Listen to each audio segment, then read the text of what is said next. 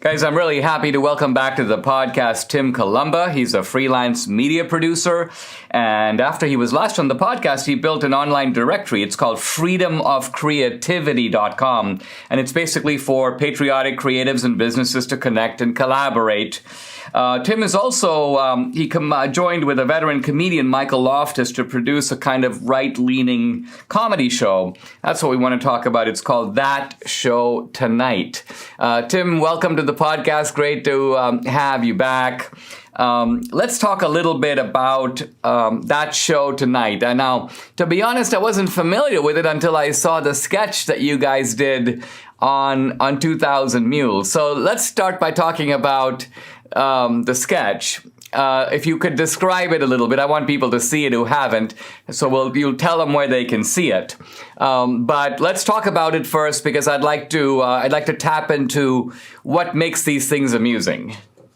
Sure. So thanks again for having me on. And the premise of the 2000 Mules watch party sketch is kind of an exaggerated view of the actual experience of watching 2000 Mules. Someone says, hey, let's watch 2000 Mules, and they're kind of reluctant. Oh, come on, this is propaganda. And then they watch it, and everyone's like, wait a minute, oh my gosh, what's going on? And it kind of shows it's exaggerated, but it shows what happens when people kind of get red-pilled or wake up to this stuff. And it's just a fun look at, the craziness of it all, and yeah. Yeah. So the show tonight, That Show Tonight, is going to do guest hosts, live sketches, digital shorts, musical guests. Let's talk a little bit about how you build a kind of a comedy channel, if you will.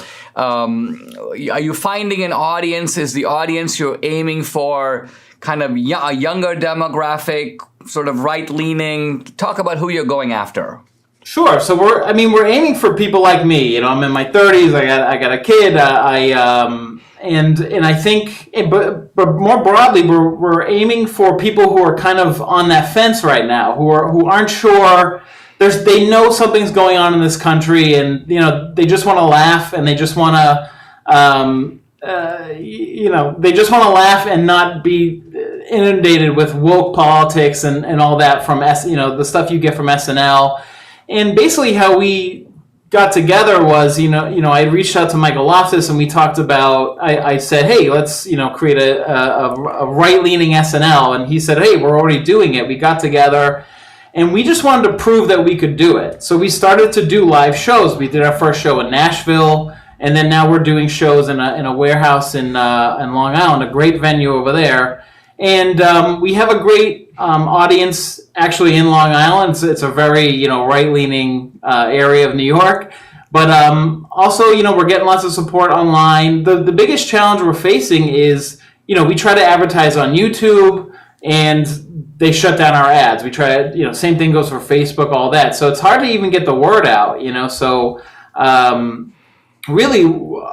What we're hoping to do is, we put out this content, and we hope that people share it, and we hope that people can relate to it, and they say, hey, look at this, this is funny, can't you relate to this? And they share it, and that's how people come to us.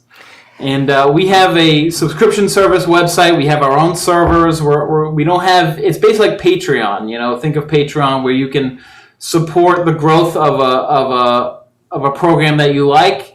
But we're doing it all independently, so we can't get shut down. That's the big goal, is to be untouchable, so we can say and make fun of whoever we want.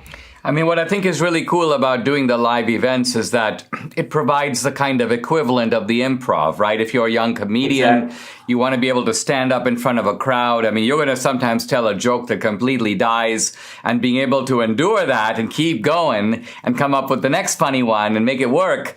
I mean, that's the formula, and I think that's fantastic. Have you guys thought about using the platforms of Getter and Truth Social and Rumble? Because it seems to me that some sort of a partnership with Rumble would make a lot of sense. I also want to mention to you that, we put 2000 Mules on the Rumble-owned platform called Locals.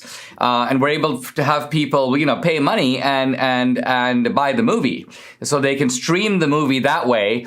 And I know that Locals wants to open that up to other, not just movies, but, so if you're able to put together a 1-hour comedy performance, let's just say with a dozen or 24 comedians all doing short skits and stints, I mean, you could probably charge $10 or $15 for that and put it on Locals, promote it through Rumble. So I'm just throwing out ideas here for ways in which we can, it's important to monetize these things, because you can't demand that you create all this kind of cultural creativity and everybody work for free. People even say to me, why don't you put the movie for free?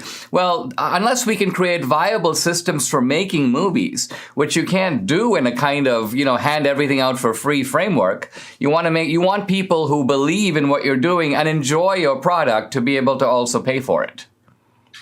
Absolutely. And that's, going on those platforms is useful for us where, those are kind of trusted platforms. I understand going to like a website is, you might not know what you're getting, but I